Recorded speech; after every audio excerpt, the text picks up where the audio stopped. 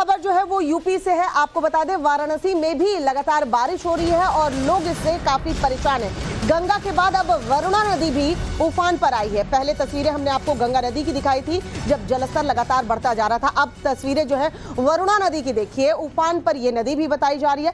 लोगों की मदद के लिए एनडीआरएफ की टीम को जो है लगाया गया है, जिसने मोर्चा संभाला है। प्रभावित लोगों के लिए राहत शिविर भी बनाए जा रहे हैं। उफनती गंगा में वाराणसी के 85 घाट जो है वो डूब चुके हैं। घाटों पे आप देख पाएंगे तस्वीर ऐसी है कि जो सीढ़ियां घाट पर होती है वो सभी डूब चुकी है और अब मंदिरों तक पानी जो है वो पहुंचता जा रहा है। वाराणसी में हालात क्या है, हम आपको एक रिपोर्ट दिखाते हैं अपने सहयोगी आशुतोष की। ग्राउंड की स्थिति क्या है आप समझ पाएंगे। धर्म नगरी काशी पर इन दिनों दोहरी मार पड़ी है। एक तरफ गंगा पूरे उफान पर है तो दूसरी तरफ वरुणा का रौद्र रूप देखने को मिल रहा है और इन सब के बीच में वाराणसी की जनता की जो धड़कनें हैं वो बढ़ी हुई हैं।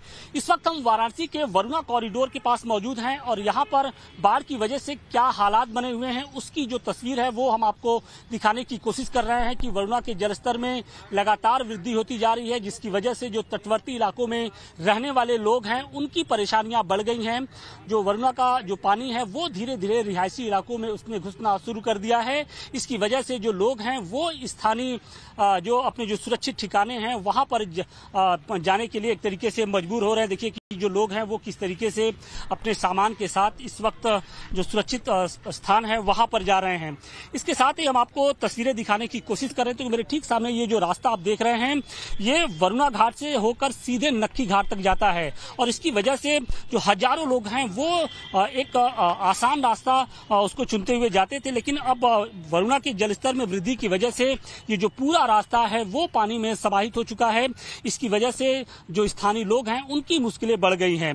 हालांकि पिछले 24 घंटे की अगर बात करें तो गंगा के साथ साथ वरुणा का जो जलस्तर है वो जरूर थमा है, लेकिन कहा यह जा रहा है कि आने वाले 72 घंटों के दौरान ये जलस्तर एक बार फिर से बढ़ेगा और यही कारण है कि एनडीआरएफ के साथ साथ जो स्थानीय प्रशासन है वो भी मुस्तैद हो गया है।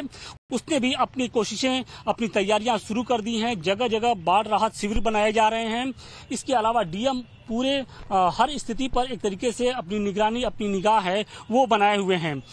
इसके साथ ही अगर वाराणसी में गंगा की बात करें तो गंगा के भी जलस्तर में वृद्धि की वजह से जो 84 घाट हैं वो पूरे तरीके से डूब चुके हैं। चाहे 80 घाट हो, दशाश्वमेध घाट हो, नमो घाट हो, ये सभी जो प्रमुख जो घाट हैं वहां पर सैलानियों को एक तरीके से पूरी तरीके से रोक दिया गया है क्योंकि गंगा का जलस्तर तेजी से बढ़ा हुआ है। इसके साथ ही जो छोटी बड़ी नावें हैं उन पर भी पूरे तरीके से प्रतिबंध लगा दिया गया है। तो कुल मिलाकर वाराणसी पर इन दिनों दोहरी मार पड़ी है और यही वजह है कि अब स्थानीय प्रशासन भी चौकस हो चुका है। वाराणसी से अतिकेश के साथ आशुतोष सिंह, टाइम्स नाउ, नवभारत।